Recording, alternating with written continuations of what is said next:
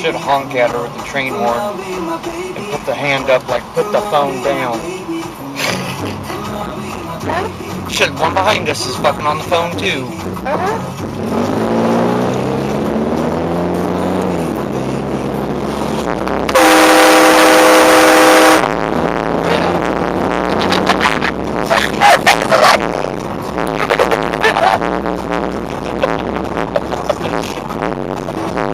That's right away.